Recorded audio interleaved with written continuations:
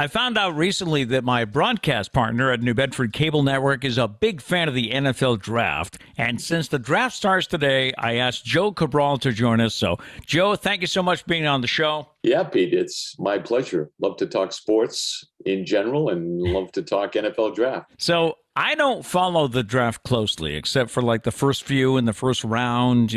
How long does this go? And do you follow the whole thing? Oh, it's multiple days. They started several years back in making it, an entire event from Thursday right through the weekend. So once upon a time, it was only really a couple of days, multiple rounds occurring each day, starting on a Saturday and then basically Saturday and Sunday. But then they moved it back. So Thursday, really, there's only one round, that first round. And then Friday, you pick up with rounds 2 and 3. And then Saturday and Sunday, you move on with the other rounds. And the first round, there's a set amount of time, the most amount of time that you can really deliberate your pick. So that's why they were able to make it a full event on a Thursday night. So who are some of the big names? Who are we going to see go early in the go Thursday in the draft? Yeah, so the big names are really around the premium positions. And so the premium positions are quarterback generally, tackle, offensive tackle, especially left tackles, defensive linemen, but on the edge. So edge,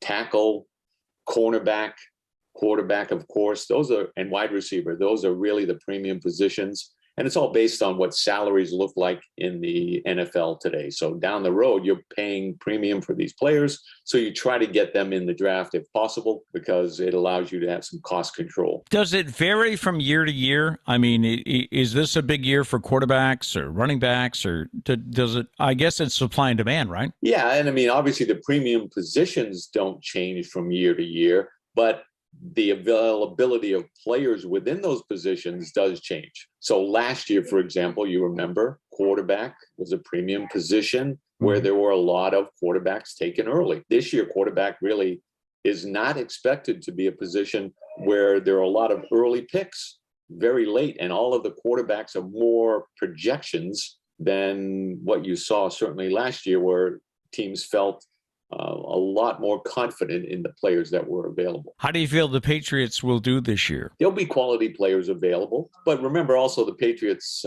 history is they love to trade back and pick up more picks. So depending on who's available, who drops to them at 21, it might be a position that they decide to drop back from. So make a trade, move back a few positions in the first round, and maybe pick up a second or a third round from someone else who's interested in moving to pick 21. But this year, not quite the type of interest in moving up because of the type of draft it is. Now, do you know who's going to go first? I mean, a lot of times we hear who the first round draft pick is expected to be. What's the buzz this year? Yeah, so last year was easy, right? Trevor Lawrence. When you look at players, the NFL draft really works around two prime areas of their abilities, their traits and what they showed during their college career, their performance. So Trevor Lawrence had both the traits and the performance at a high level throughout his college career. He was an easy number one overall selection. This year, not that type of draft. So there are players that are projected to be number one overall. They are edge players right now, or an offensive tackle. So the scuttlebutt coming out of Jacksonville is Doug Peterson, who used to be the Eagles coach, would like an offensive lineman.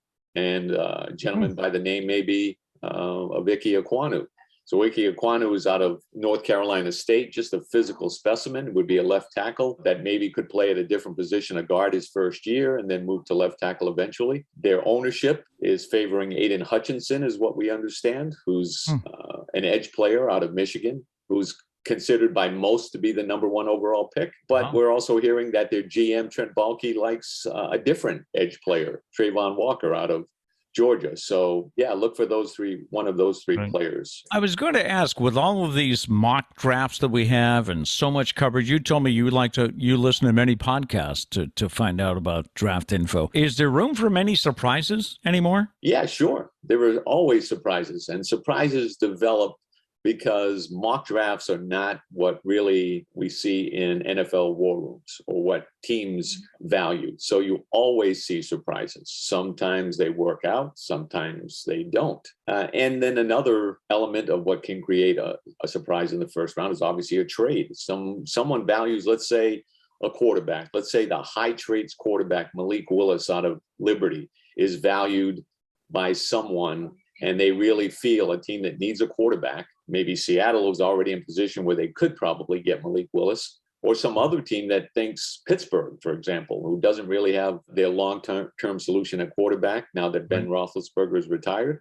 Maybe they look to trade up to get a Malik Willis. And of course, you never know, right? Look at Tom Brady. And that's the nature of it. So we can throw out a million names here. You can think overall at 21. Let's say the Patriots will look to a position of need like tackle. Would a tackle like Bernard Raymond out of Central Michigan still be available? Would they go for him at 21?